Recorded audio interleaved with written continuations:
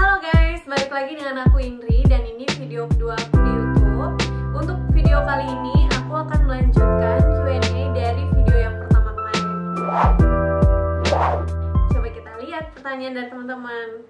Kak Indi pas ikut rekrutmen habis berapa biayanya? Pada saat aku ikut di tahun 2015, aku tidak mengeluarkan biaya apapun. Tapi ini balik lagi dengan aturan perusahaan dan kebijakan perusahaan itu tiap waktu, tiap bulan, tiap tahun bisa berubah-ubah.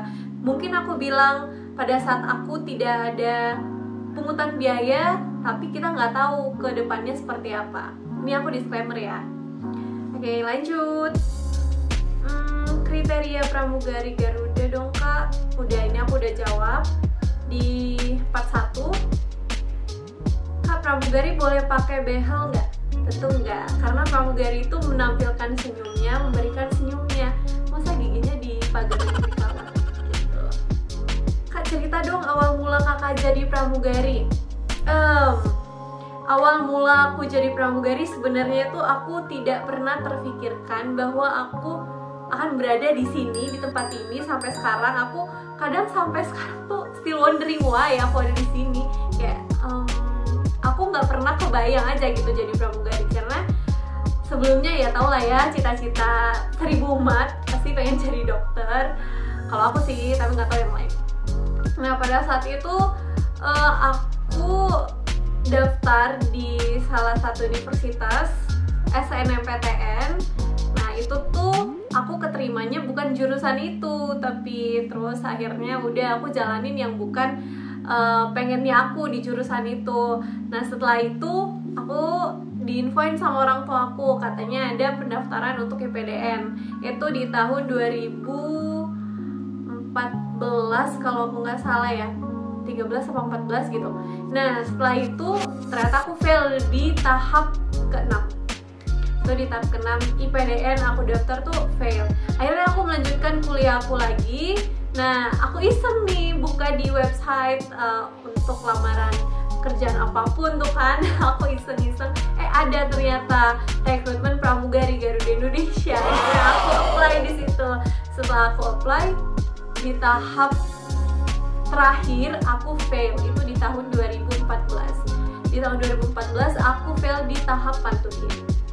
Setelah itu aku lanjut daftar lagi di tahun 2015. Akhirnya keterima dan here I am.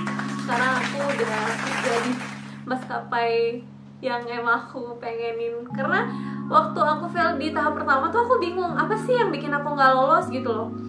Kayak masa sih, kayak gimana ya, apa gitu yang bikin aku fail di tahap ini. Aku masih kayak bertanya-tanya, apa aku salah ngomong, apa cara aku menyampaikan jawaban itu salah gitu. Tapi ya nggak apa-apa, akhirnya aku udah keterima di tahun 2015 dan aku senang banget. Itu cerita singkatnya. Nanti aku ceritain yang versi panjangnya. Karena kita lanjut dulu jawab-jawab pertanyaan. Oke, untuk pertanyaan selanjutnya, jadi pramugari rambutnya harus lurus ya kak? Enggak harus. Kamu mau rambutnya keriting, ikel, lurus, itu nggak apa-apa, nggak ada masalah. Oke, lanjut lagi ke pertanyaan selanjutnya. Kak punya typewriting apa aja? Kebetulan aku punyanya 737-800 Next Generation dan aku punya Airbus A330. Selanjutnya, apa saja yang dipersiapkan pada saat work interview kak? Doain ya kak, insya Allah tahun ini aku ikut rekrutmen. Semangat buat yang mau ikut rekrutmen. Jadi waktu aku, ini versi aku ya, ini versi aku, bukan berarti versi mbaknya semua sama gitu.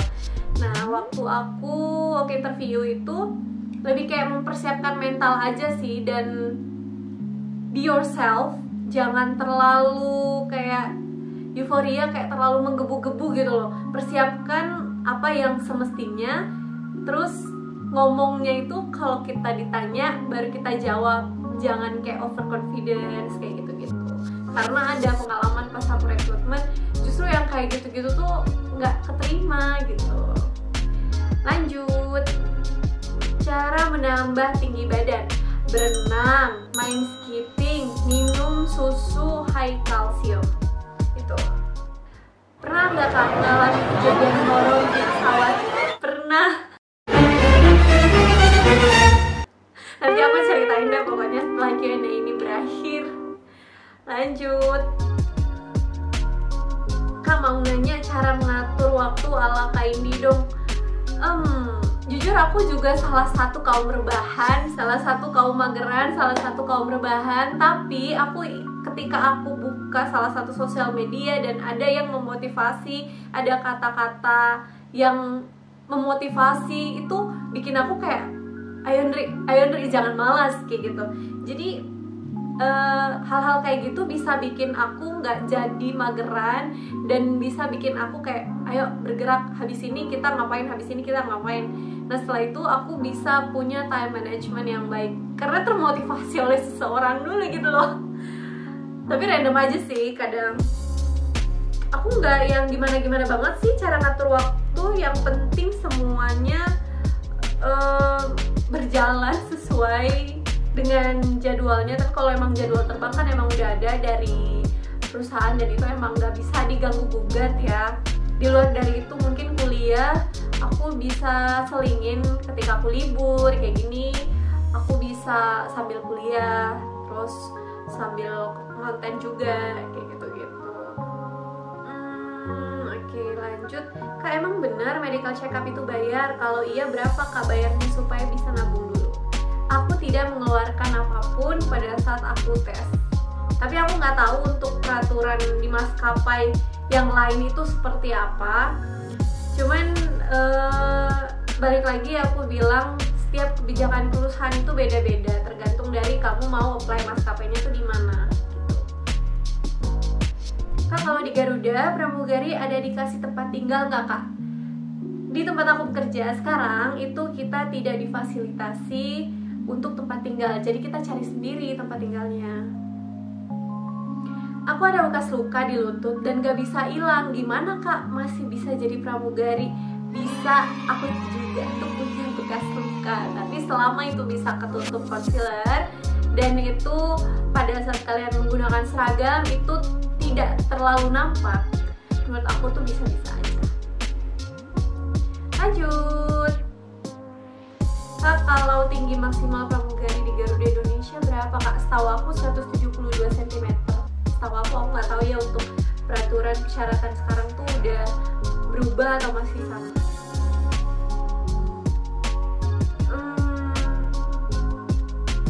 Kalau umur kakak berapa? Coba dibaca. Umur aku sekarang alhamdulillah aku udah 20 berapa ya? Ada yang tahu? Ya udah skip.